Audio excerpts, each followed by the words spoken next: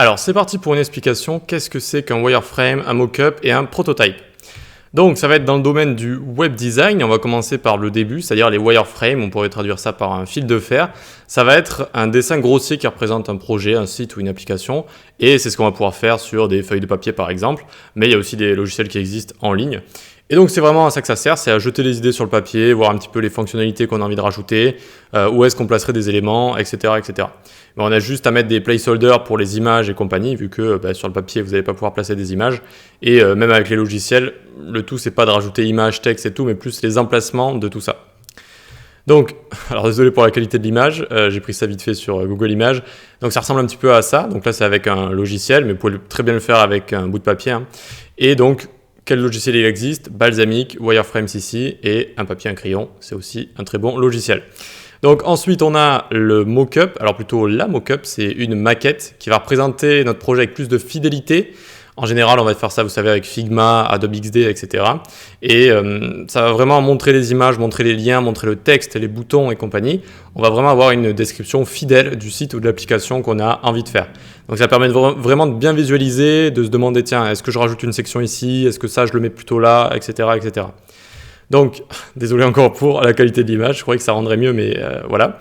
Les joies de PowerPoint. Et donc ici, on a un exemple de site, hein, avec les images, les boutons, etc. C'est vraiment une description fidèle de ce qu'on va avoir. Okay, donc des fois, c'est ça que vous pouvez coder directement, hein, une maquette. Vous pouvez vous amuser d'ailleurs à les reproduire, que vous soyez sur Dribbble, Behance, etc. Vous pouvez trouver des maquettes comme ça, assez sympa, et essayer de les reproduire en tant que développeur. Donc transformer ça en HTML, CSS, JS.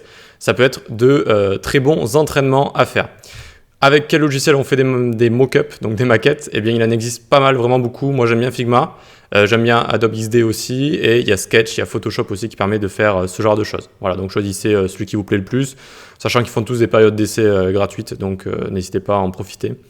Donc le prototype, ça va vraiment être un mock-up avec toutes les interactions, toutes les animations en plus. Ça va être le produit fini ou ce qui ressemble le plus au produit fini. Sans le code, hein, encore, c'est vraiment le code, c'est le travail du développeur.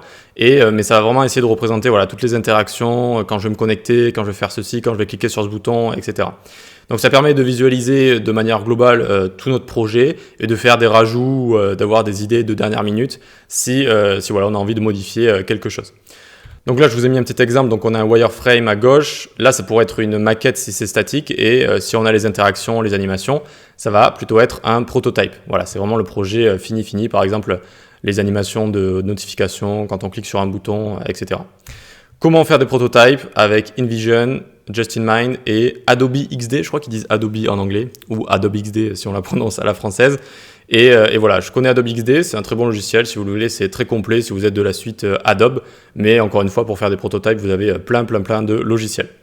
Voilà pour cette petite vidéo explicative, like, partage, abonne-toi si ça te plaît, rejoins-nous sur Discord où on parle de développement web, tu peux également rejoindre la newsletter où on parle également de développement web, enfin je parle, du coup c'est moi qui envoie les mails sur ce que je suis en train de faire et sur le monde du développement web de manière générale, et tu peux suivre mes cours également sur les plateformes d'e-learning. Allez, ciao!